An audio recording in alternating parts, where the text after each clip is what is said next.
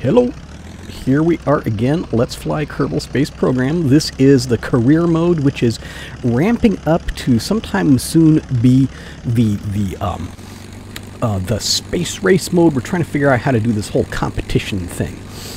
What I'm doing right now is okay. Well, first off, here's something that I've never really attempted to do before, but circumstances make it necessary.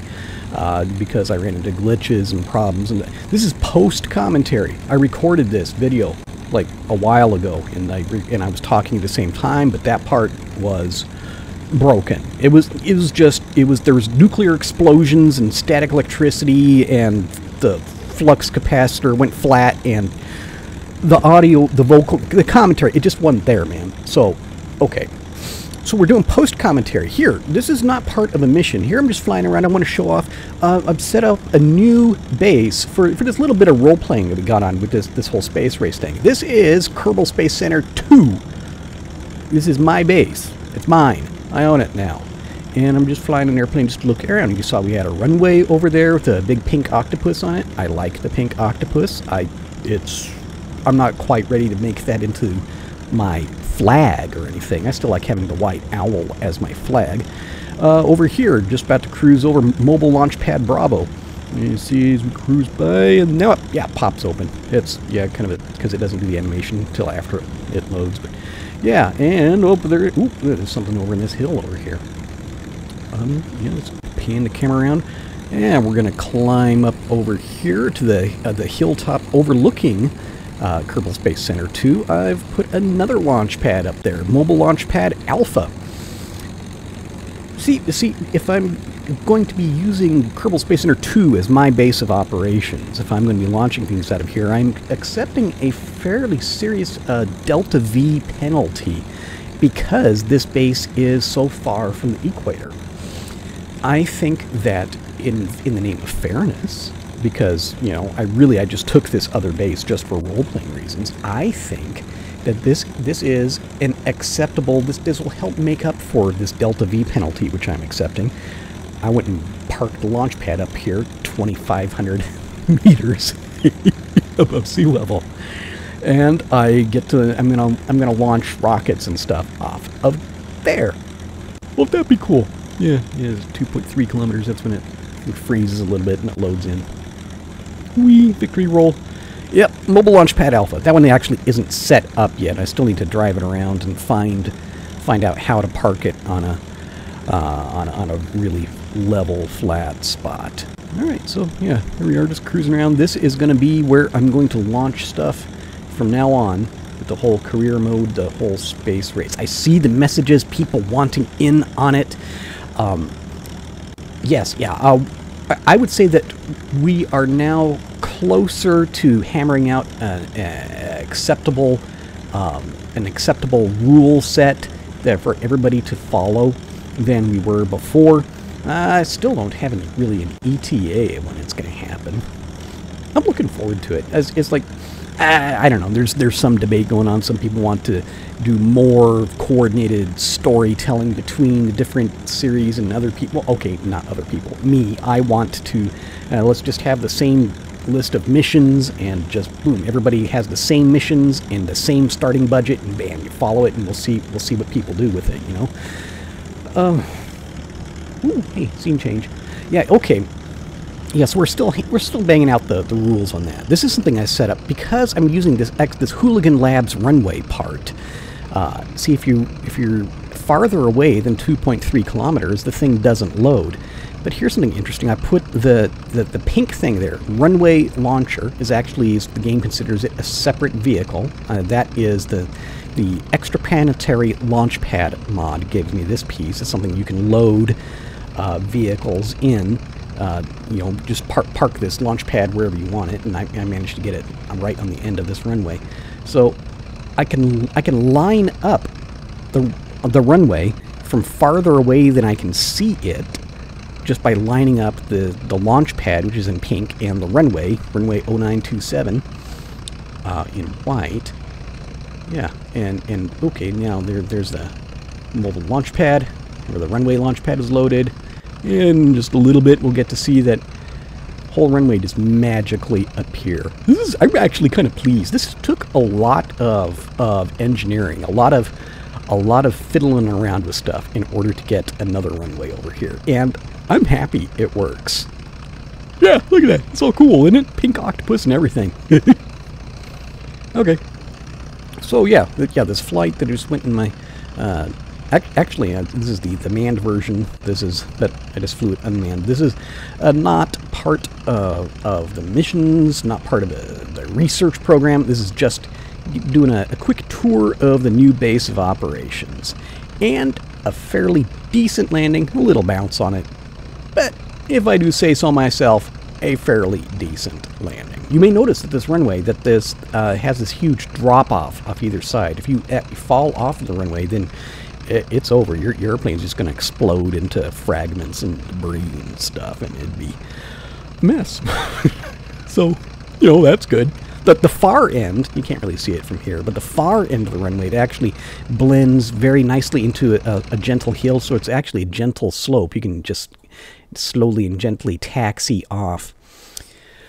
Okay, so what are we looking at here? This is the next mission, to fly an unmanned aircraft between 15 kilometers and 17.5 kilometers for 1 minute, and it has to carry a barometer and a thermometer. We're going to research, we're going to find out why our engines are having problems at higher altitudes. We're going to find out why Jeb was having problems breathing up there. We've got theories. We're going to test them out. We're going to send an unmanned vehicle first. All right, so here we are about to do some fast forward business in the production and the development of a new unmanned aircraft, which will be the fuselage of it will be just very, very similar to what's gone before. We're still sticking to propellers, as my Kerbals have not yet invented the jet turbine engine. But yeah, this one's going to be for more better higher altitude. But even if it is just starting out, it'll look pretty much identical to the first for UAV 01. But hey, it worked pretty well for that one. I bet you it'll work pretty well for this one. And the fuselage is a little bit longer. I think I may need that for some of the balance, because I'm planning on hanging some more engines on this one. I want to go with a tri-motor design. And also going for a higher wing. Putting these fuselage pieces up top because I want to have the wing up higher in order to hang engines underneath. So yeah, okay, and basic struttage. You got to have your struts. Struts are valuable. You always like those. This whole post commentary thing it's working. I hadn't tried it before. I've been prejudiced against it in the past. I just thought that it would probably be bad. Ooh, here I am. Okay, whichever smart person, I forgot the smart person's name already. Whoever told me to just rotate the vehicle over to whenever I'm messing with the procedural wing in order to make a vertical tail surface. That was a very good idea. I'll just flatly admit that I'm just frankly embarrassed that I didn't think of that. It's such a simple solution that I really should have thought of that. All right. Okay, so as not to incur all these prohibitive costs, where we're not going with as pretty flight surfaces this time, and we're going with the minimum number of pieces in order to make it work. Okay, for thinking about going to much higher altitudes, I want a much higher aspect ratio wing, which means I want it to be very long, very thin. These is things that you take a look at various high altitude aircraft and other things like gliders and whatnot. And they tend to have wings that are shaped like that. Okay, I'm not going to use the.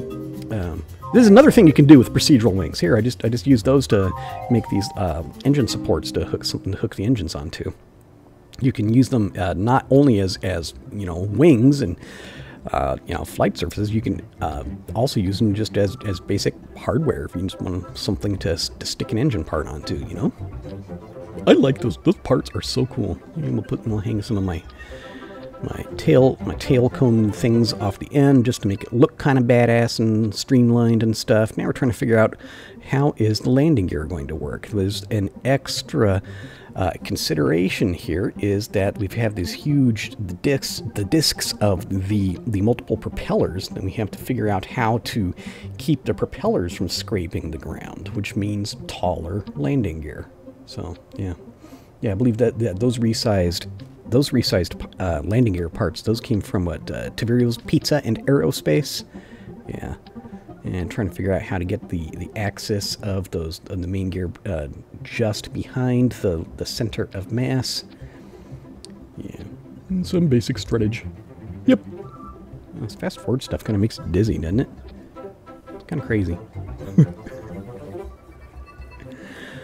Okay, very now. Okay, how long do I want the wings? You know, just don't want to be afraid of going too long with them, because really we're going for high altitude. I already know that the engines are going to have trouble at those high altitudes, so we need to be getting this maximum lift at like low airspeed, you know. So that's the kind of wing that we're going for. I like it. It's kind of the design of the thing is kind of a very simple. It's almost like a stick figure illustration of an airplane, you know. And it is very basic, and I kind of like the looks of it. Oh yeah, even if I was kind of waffling on the landing gear design. UAV 02. There it is, high altitude research. Except, I wonder, when am I going to realize that I forgot? It's kind of embarrassing. I forgot the mission requirement. The mission I wrote, this thing doesn't have the barometer and thermometer on there. Okay. Yeah, let me see. Did I go back and we're going to the runway launcher. Hello game. Let's load. Okay, yeah, that white thing. It's the deployed, the unfolded runway launcher from the Extraplanetary launch pads mod, which is a fantastic mod. It's still kind of rough. It's in early days. It's in development. But yeah, you can launch a vehicle from anywhere. All right. Okay, is this where I remember about the barometer and thermometer? No. I tell you what, Matt, I'm watching my own self. Matt, you're missing something. He's like, at this moment, as I'm playing it, I'm thinking, those engines sound kind of strange, don't they? I'm going to do a control check, watch the control surface wiggle around. I'm like wondering why. Maybe it's just because there are three of the engines. That's why the engine sounds strange. I'm looking over here. I'm looking at the fuel gauge. I'm wondering what's happening. I'm throttling up. I see that electric charge bar is draining and my fuel doesn't move at all. I stop and I think, well, no, wait a second. That ain't right. I'm going to go over and look at these. You know what? Some idiot went and mounted electric engines on this airplane. And we have fuel tanks in this. Now over here, I'm looking at, I want to recycle this aircraft. Guess what? The aircraft didn't fly. It didn't take off. It didn't land. I do not have the option to recycle it. The thing cost something like 30,000 krones, and I can't recycle it. That money, it's just gone. That's irritating. Looking around, I can figure, is there some option? Can I get my krones back, man? I suppose it should have occurred to me just to take off and land, and then maybe I would been able to recycle it. But no, we just threw away 30,000 krones. Okay, well, at least I remembered about the instruments. Yeah, let's put a barometer on there, put a thermometer on there. Good. Yeah, that's important. Okay, now, yeah, that idiot who screwed up and put the electric engines on there is going to go and pay more attention to which part he's clicking on here. How about that one? Yeah, that one. That's better. Good choice. Good choice. Good job, dude. Go past me. This is present me or future me or well, I don't know. It's like, I suppose as it goes past me, this is the other future me, but since this is going to happen before I upload the video, maybe it's just not quite as far past me. Maybe I should just stop thinking about it because I'll hurt myself. All right. Yep. Here we go. Yeah, 4 of these wings missions written so far. There, yep, this one wants to go at least 15 kilometers. For 1 minute, we want to gather data there. Yes, I do intend to release this package of missions once I don't want to do it. I just have 4 written. I want to write some more and get them balanced, parts wise. Yeah, I want to put some more effort into making it right, and then I'll release them eventually. Okay, current budget is in the negative numbers. Isn't that fun? Because, of course, they just launched this thing again. They're on another 30,000 crowns. Yeah, this is not so economical. So, okay. But hopefully, if I fly this mission correctly, then I should get the reward, and I'll be able to recycle this mission, and we'll get out of the red. Look at it. This airplane, that wing, it just takes off long before I'm even ready to. I wasn't even trying to take off then. Just throttle up a little bit, boom, it's off the ground. Okay, yeah, set up all the whole airspeed thing so we can keep an eye on that. And now we're just going to do some gentle, gradual climb. Just try and go for a rate of climb without dropping too much airspeed. See what the air's like up there. Little piece of trivia. Did you know that, okay, maybe not remote control airplanes, but our just remote control devices in particular are it's very, very old technology. That and autopilot whenever. Okay, well, first off, some of the early electrical researchers, they made some remote control stuff using radios, researching electricity and radios back when just the notion of electricity and radio were fairly new. That's some of the first stuff they did. It's like remote control boat. I remember doing this like demonstration of what's possible with these things. And then a few years later on, whenever we have airplanes flying around, autopilots came about very, very quickly. And this is just a little electric servo, like a input that measures what the instrument is doing, and you have an output that runs an electric motor that tells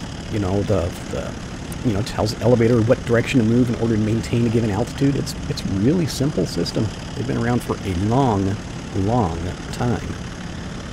All right, we're just climbing away. It's a cool airplane. I like it. It's got trying to make it look sort of like a glider, but except for engines. Yeah, it's a brilliant statement. It'd be like a glider if it didn't have the engines. Yeah, yep, that's some brain power I'm cooking on right there. Now this is interesting. I like just looking around at some of the landscape. I've got different stuff to look at in making KSC2 my base of operations. I should come up with a different name for it, something other than KSC2. I haven't yet. But yeah, we have mountain ranges to look at and these big vast open plains. It's after all this time just launching from the same place every time over on the east coast of that continent that looks like Africa. I'm kind of tired of looking at it. I want to look at something different. So this is cool. There's mountains. It kind of mirrors my move in real life. I went from living on the lake in Wisconsin and looking out of the Great Lake Michigan every day, and now I'm here in California, and I look out. I can look and I see mountains out in the horizon with snow on top of them. Huh. Cool. Yeah, so we'll tie it all in. Tie it all in, make it. Ooh, I wasn't even paying attention to the altitude. Okay, we've already beat the altitude record set by the previous vehicle, because it got up to like 13 kilometers right around there. So this thing, and what my mission this vehicle has to hit at least 15 kilometers. We're coming up on that fast. And look at that. Equivalent airspeed is all the way down 47.5 meters per second, and the airplane is not climbing so well as it was. The wings are still perfectly effective at this altitude, but really my engines, I got 3 of them, and they are just kind of crapping out. The engines are hardly pushing at all. But okay, we're over that 15 kilometer mark, and it looks like it's going to work. It's because I could feel the thing it's getting close to its stall speed. I wanted to stop doing these turns and circles. We continue to climb, though. Yeah, I honestly don't remember. Can this thing make 16 kilometers? I don't remember how high it's gonna get. Come on, little airplane, you can do it.